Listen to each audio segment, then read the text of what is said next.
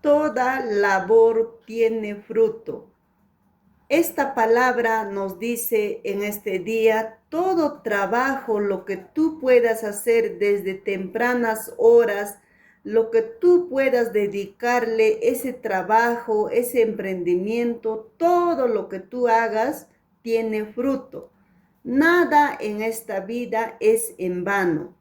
Toda siembra trae consigo una cosecha. No hay cosecha sin siembra.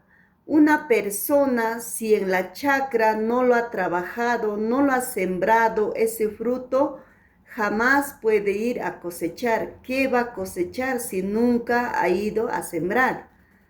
Por eso nos dice esta palabra, toda labor tiene fruto. Labor es trabajo. Todo trabajo tiene su fruto y tiene su momento para que lo puedas cosechar. Antes de su tiempo tampoco no hay cosecha.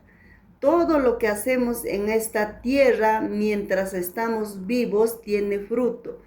Toda acción tiene una reacción.